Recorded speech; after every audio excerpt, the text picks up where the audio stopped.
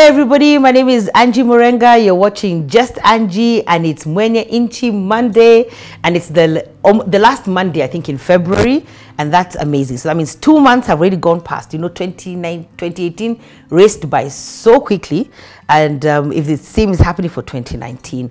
But I just wanted to sort of take stock of what has happened and in the nation so far, and even in our own lives. And this is the place where people become discouraged. Remember, I said at the beginning of the year, usually people, January, New Year's resolutions, even joining the gym, getting on a program for some sort of lifestyle change, just really getting on point with everything. But then by around this time is where things begin to wane, and you're like, it's never that serious. And by usually March, we're back to our old ways. So I think I'll use this MwenyeNchi Monday to say, you know what, we've got to take stock, we've got to be encouraged, you've got to keep motivating yourself, you've got to keep driving yourself and being driven by passion, and sort of keeping in front of you what the real vision is, what the real plan is, what was the original idea. Don't begin to wane or to lose energy and thought about what it is that you started the year thinking, or you reflected at the end of the year and said, this is how I want my year to be. So don't give up. You've really got to push yourself and keep going.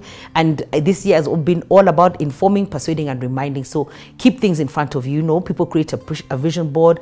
I know Dr. Patricia Morugami loves that. So is it a vision board you need to make or create? Do you need even to put a picture or a reminder in your fridge or on your fridge door? And then, I was thinking, even if you don't want people to see it, then put in your cupboards. You can open your cupboard or your side of the cupboards of where you keep your clothes and put something there. But put something there that's gonna really remind you of the goal, and remind you why you need to do what you need to do, and why you need to make the changes that you need to make, and what is the goal, what are you trying to overcome, in part of the prophetic words. Because remember, we said that there's a lot of prophecy that's going on, and there's a lot of encouraging prophecies. So those who are subscribed to the Elijah's list, or if you haven't, you need to also go there. There are 2 articles that have really spoken to us this year.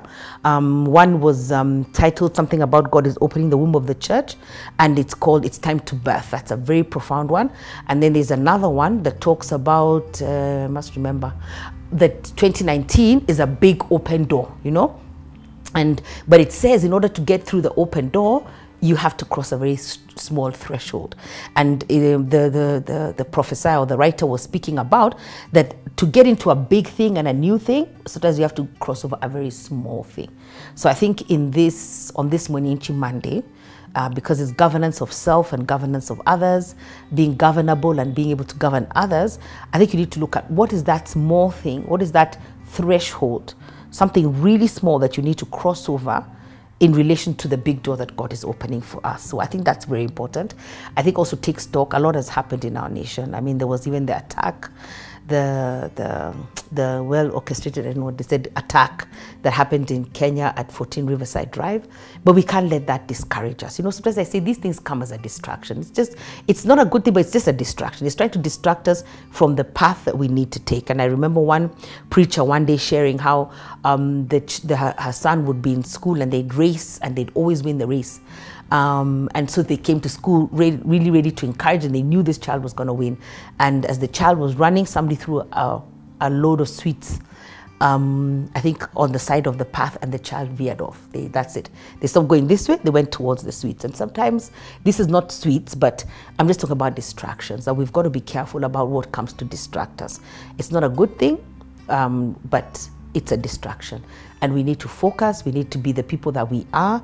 It's always amazing the way Kenyans unite around something, and really unite. I mean, you can't attack us as a nation, we'll get you back. I mean, we unite. I love that unity, and all the tribalism and all the animosity and all the things that usually divide us stop, and we're together. And I think another very unique thing about Kenya is the army that's on Twitter. And I remember hearing Eric Omondi once talk about that there's another army. He mentioned all the armies, and there's another army, and it's called the social media army Kenyans on Twitter. And I love that. I love the creativity sometimes that comes out with Kenyans on Twitter.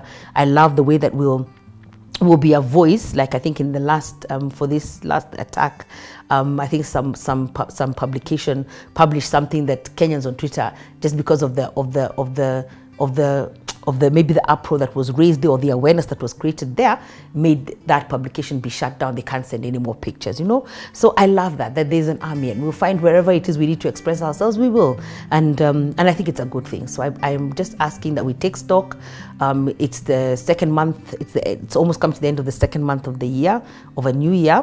But I want us to take stock, to be strong, to be stronger together, to even look at distractions in your own life. What is trying to distract you from the path that you set to go on in December and January, and keep focused and keep I almost want to say keep the fire burning. Just keep that passion burning and keep whatever it is right in front of you. Don't let it come out of focus. So whatever you need to do, like I said, whether it's a vision board, whether it's reminders, whether it's sticky notes, whether it's even a reminder on your phone, an alert that alerts you. I was always amazed how there's somebody who said that even on people go to extreme measures, that when they wake up in the morning, that's the first thing. So they put it on their ceiling, right above their bed, you know, and that's what they see first. So, you know, maybe extreme things call for extreme measures. Maybe it's a vision that you have for yourself. And so when you wake up, that's the first thing you want to see.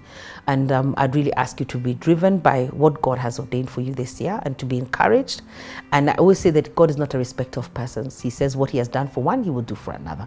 And to continue to pray for the peace of Kenya. You know, I remember sitting in Mom's prophetic service for the year in January, and I love the fact that she said, first they sang a song about the glory of God, which was very profound.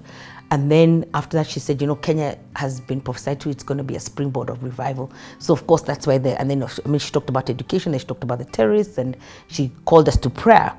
But you see, every time that God wants to do something good for us, the enemy attacks, and that's all it is. You must always put it in context. It's just an attack. He cannot do you harm. It's just an attack, and you've got to, I think, have a mindset about it, and whatever you think about it, it will become. So don't give it too much focus. What we need to do is pray. We need to pray for the masses of God. Don't let it make you become bitter. You know, that's another thing. Something like this makes people become bitter. Where is God? Do you what? You know, too many questions. Which he asked Job, hey, where were you when I was laying the foundation of the earth? And he was asking him, before you ask me a question, can you hold the earth in your hand? Yeah, were you there? So there are questions that I find sometimes are very foolish. Like, you question God. We're the only creation that questions God. How can you question God? God is God. You are created. You are part of the creation. Ask him why he created you. Find out your purpose. Execute it and align. But you can't question him and be angry with him. Sometimes I think even we're angry with him because we're angry with ourselves, or we're angry with our own issues. It's not really the issue that we're angry about, but we just want an excuse to vent. You can't be angry with God. He's the creator. He knows all things. It says all things were created for him and by him. What you need to do is do your part. And so even when something negative happens, I love the way John Maxwell said, it's not what happens to us, it's how we react to what happens to us. And that's leadership, you know.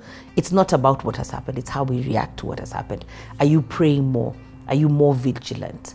What help can you, how can you help? How can you play your part in solving bigger problems, even nation problems? How I love the fact that Nehemiah built the wall, but everybody built near their home. What are you building? What are you building in your organization? What are you building in your role? What are you building in your marketplace? What are you building in your family? What are you building as an individual? That's what you need to refer to, and that's where your focus is. Anyway, I began by saying, let's not get distracted. Let's take stock of what has happened. What's the way forward? How do we move past this and move past it? And you see, I'm even talking about a nation. But you see, in that nation, there's an individual that makes the nation move and happen, and that's you. So how do you take stock for January to February? Take stock. How do I move past what has not worked and what has worked? And how do I move on into all that God has ordained for me? Because that's why I love MwenyeNchi Monday. We're just talking about that this nation is ours. We're taking it by the hand. It belongs to us. The responsibility is ours. The onus is ours. But it takes individuals coming together collectively to build the whole nation and to make this nation as great as it is and even greater as it's going to be. So I pray that you reflect on that and have a really happy Governance Monday. God bless. Bye-bye.